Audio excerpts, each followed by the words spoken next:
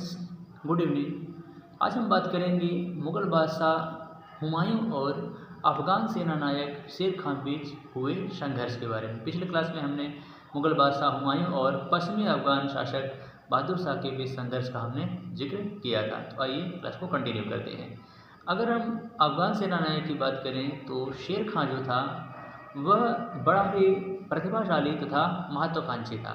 आप जानते हैं कि बाबर के समय जब बाबर ने इब्राहिम लोदी को पराजित किया था तो बाबर के पास चूँकि समय कम था इसलिए वह अफ़गानों की शक्ति को तो तोड़ नहीं सका था और अफ़गानों का जमावड़ा यानी कि बंगाल में जो है अफ़गानों का जमावड़ा होना शुरू हो गया था।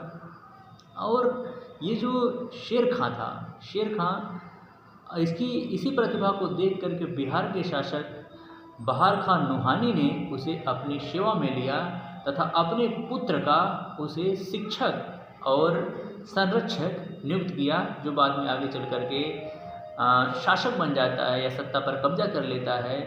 और फिर इधर आप देखेंगे तो चुनार का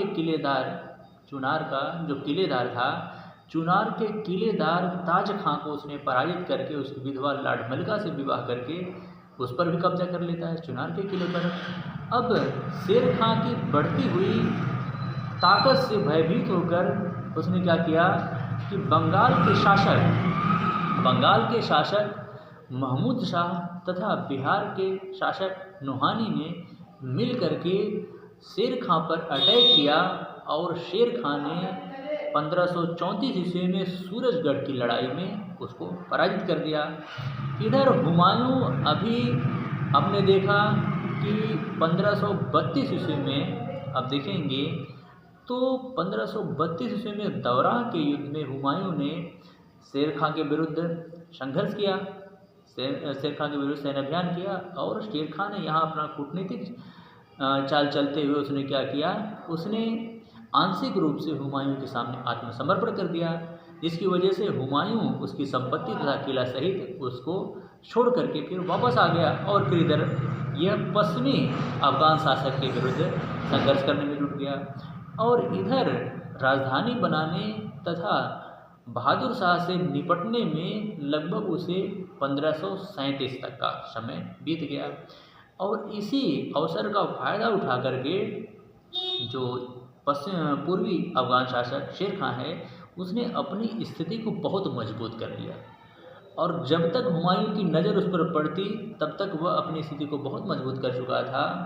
और जब हुमायूं आगरा पहुंचा तो फिर उसने पश्चिमी अफ़गान सेना नायक को कुचलने के बाद फिर शेर खां की तरफ उसने अपना ध्यान केंद्रित किया और अंततः आप देखेंगे तो उसने 1537 ईस्वी में चुनार का घेरा डाला और चुनार का घेरा डालने में आप देखेंगे तो लगभग उसे 6 महीने का समय लग गया। और इधर आप देखेंगे तो इसको अवसर मिल गया शेर खां को, और शेर खां ने आप देखेंगे तो इधर से अपना जो है अवसर पा करके वो निकल करके और उधर बंगाल के शासक महमूद शाह को पराजित कर दिया। और महमूद शाह को पराजित करके उसने बंगाल को जीत लिया और बंगाल को जीत लिया तो अपना रसद वगैरह वो धीरे धीरे यहाँ से चुनार से अपना रसद वगैरह सब कुछ निकाल करके वह शिफ्ट कर दिया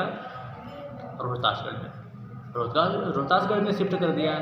और फिर धीरे धीरे क्या किया कि इधर हुमायूं ने चुनार के किले पर कब्जा कर लिया और जब तक यह चुनार के किले पर कब्जा करता तब तक उधर तो वो बंगाल को जीत चुका था। और जब बंगाल का शासक महमूद शाह घायल अवस्था में वो हुमायूं के शिविर में आया तब फिर हुमायूं से उसने एक संधि करने का भी प्रयास किया और हुमायूं के पास उसने यह संदेश भिजवाया कि अगर वह बंगाल शेर खां के अधीन रहने देता है हुमायूं तो फिर वह बिहार हुमायूं को सौंप देगा और बदले में उसे 10 लाख वार्षिक कर भी देगा।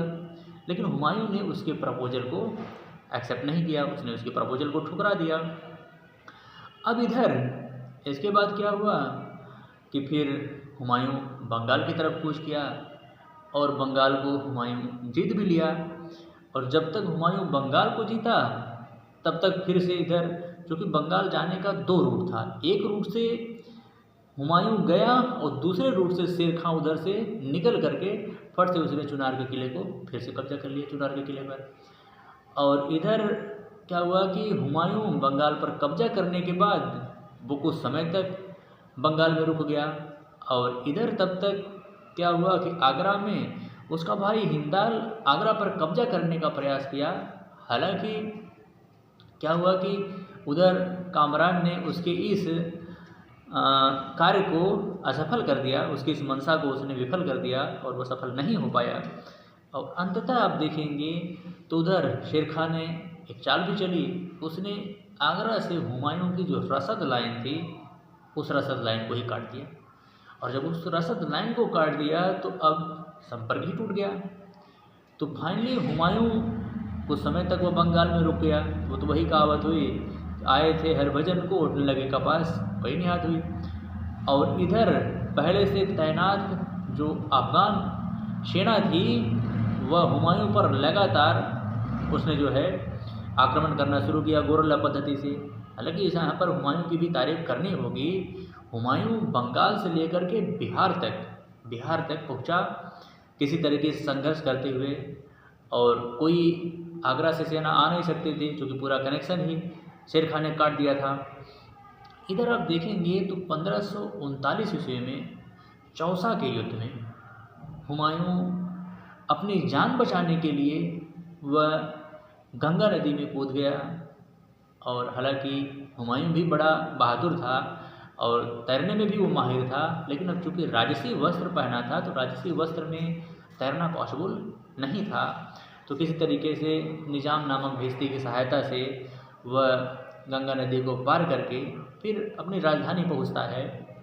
और अंतिम लड़ाई 1540 ईस्वी में कन्नौज या बिलग्राम का युद्ध हुआ। तो कन्नौज या बिलग्राम के युद्ध में अंतिम रूप से हुमायूं शेर खां के हाथों पराजित हुआ, और इस तरीके से हुमायूं के हाथ से हिंदुस्तान का साम्राज्य निकल गया।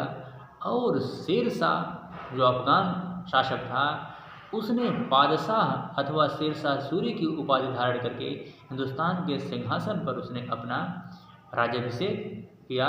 और अंतोगत्वा यह हुमायूं लगभग 10 वर्षों तक वह 10 वर्ष तो नहीं कह सकते हैं, 15 वर्षों तक वह निर्वासन का जीवन व्यतीत करता रहा। हालांकि हुमायूं विश्व इतिहास का पहला ऐसा शासक है जिसने अपने जीवन काल में अपना सारा राज्य खो दिया, और अपने जीवन काल में ही उसने खोए हुए राज्य को दोबारा भी प्राप्त कर लेता है। तो ठीक है फ्रेंड्स, फिर मिलेंगे एक बेहतर क्लास के साथ, तब तक के लिए हमें इजाज़त दीजिए। जय हिंद।